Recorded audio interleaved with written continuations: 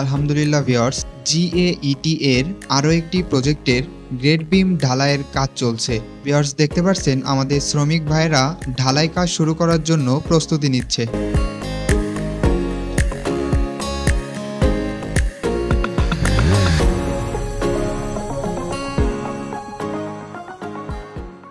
তো ঢালাই কাজ শুরু হতে হতে চলুন আমরা একটু গ্রেড বিমের রড বাঁধাইয়ের কন্ডিশনটা দেখে আসি।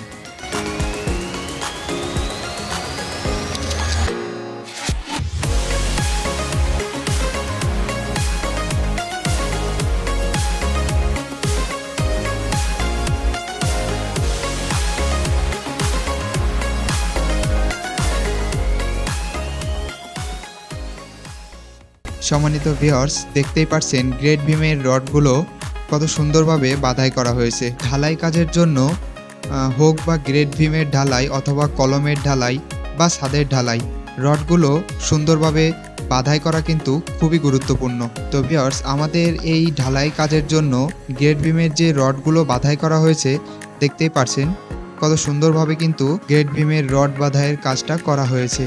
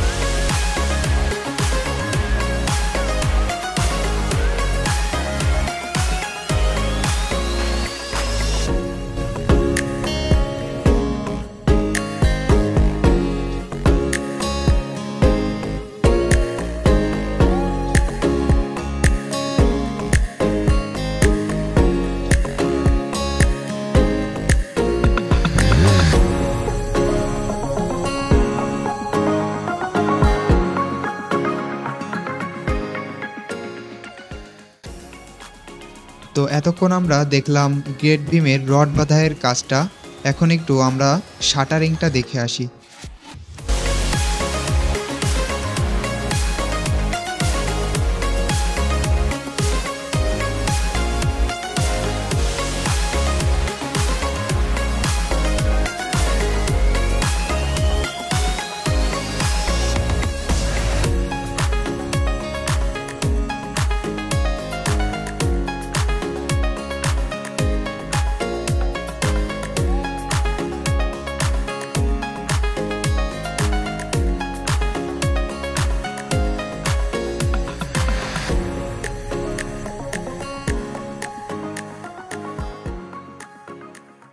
তো ভিউয়ার্স, দেখতে পাচ্ছেন কত সুন্দরভাবে গ্রেড বিম ঢালাইয়ের জন্য শাটারিংটা করা হয়েছে। কাঠগুলো কিন্তু একদমই নতুন কন্ডিশন এবং কোনো ধরনের নর্মাল কাঠ ব্যবহার করা হয়নি, নতুন কাঠ ব্যবহার করা হয়েছে এবং ভালো মানের কাঠ ব্যবহার করা হয়েছে। যদি আপনি ঢালাইয়ের শাটারিংয়ের জন্য নর্মাল কাঠ ব্যবহার করে থাকেন তবে কিন্তু যখন ঢালাইয়ের মশলা দেওয়া হবে তখন কিন্তু কাঠটা ভেঙে যেতে পারে বা বেঁকে যেতে পারে। এক্ষেত্রে কিন্তু আপনার ঢালাইয়ের যে গ্রেড বিম বা কলম বলেন এটা কিন্তু সমস্যা হতে পারে, যার জন্য শাটারিংয়ের ক্ষেত্রে বা ভালো মানের কাঠ দেওয়া কিন্তু খুবই গুরুত্বপূর্ণ। তা না হলে গ্রেড বিমের ঢালাই দেওয়ার সময় কাঠ ভেঙে যাওয়ার মতো সমস্যার সম্মুখীন হতে পারেন।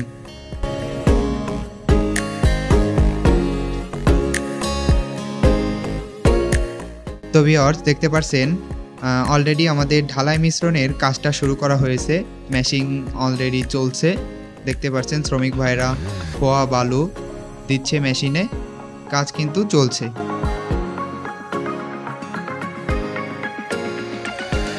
দেখুন ভিউয়ার্স, খুব সুন্দরভাবে ঢালাইটা মিশ্রণ করা হচ্ছে।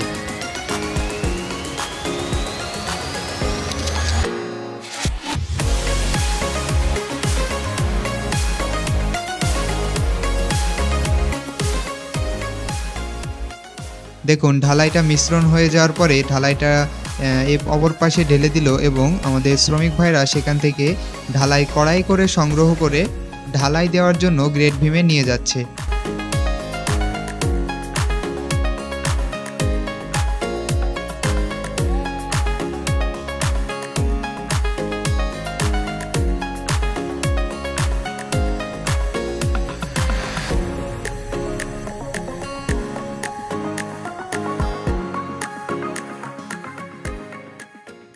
দেখুন সুন্দরভাবে কিন্তু ঢালাইটা দেয়া হচ্ছে এবং লক্ষ্য করলে দেখতে পাবেন যে ভাইব্রেটরের যে বিষয়টা আছে, মানে ঢালাই কাজের জন্য কিন্তু ভাইব্রেটরটা খুবই গুরুত্বপূর্ণ। দেখুন ভাইব্রেটরও করা হচ্ছে, তবে ভাইব্রেটরে কিছু নিয়ম কানুন কিন্তু আছে।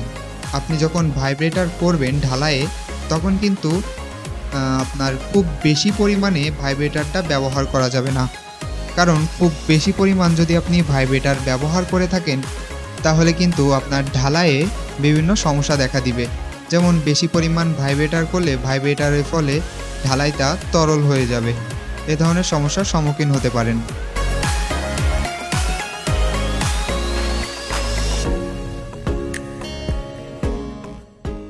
ভিউয়ার্স, এদিকে আরেকটা বিষয় লক্ষ্য করে দেখুন, আমাদের একজন শ্রমিক ভাই ঢালাইটা গ্রেড বিমের ভিতর দিল এবং আরেকজন সামনে একটা কাঠ নিয়ে দাঁড়িয়ে আছে। এটার কারণ কিন্তু যখন আপনি ঢালাইটা গ্রেড বিমের ভিতর ঢালবেন, তখন কিন্তু এই মশলাটা বাইরে ছিটকে যাওয়ার সম্ভাবনা থাকে।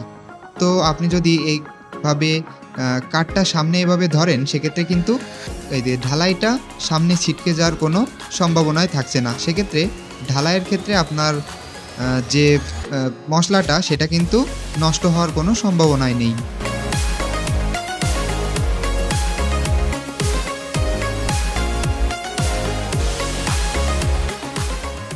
তো ভিউয়ার্স, আপনারা দেখলেন কত সুন্দরভাবে আমাদের ঢালাই কাজটা চলছে। আর একটা কথা বলতে চাই, আমাদের প্রত্যেকেরই স্বপ্ন থাকে যে একটা সুন্দর বাড়ি তৈরি করব। তো ভিউয়ার্স, আমরা জানি যে বাড়ি তৈরি করার আগে অবশ্যই কিন্তু চিন্তা ভাবনা এবং কিভাবে করলে বাড়িটি সুন্দর এবং মজবুত হবে, সেক্ষেত্রে কিন্তু একজন ইঞ্জিনিয়ারের পরামর্শ নেওয়া খুবই গুরুত্বপূর্ণ। আপনি যদি আপনার স্বপ্নের বাড়ি তৈরির জন্য একজন অভিজ্ঞ ইঞ্জিনিয়ারের পরামর্শ নিতে চান, তাহলে আমাদের সাথে যোগাযোগ করুন। আজকে এ পর্যন্ত ছিল এই ভিডিওটা ভালো লাগলে অবশ্যই আমাদের পেজটিতে ফলো দিয়ে রাখবেন। ভালো থাকবেন। আল্লাহ হাফেজ।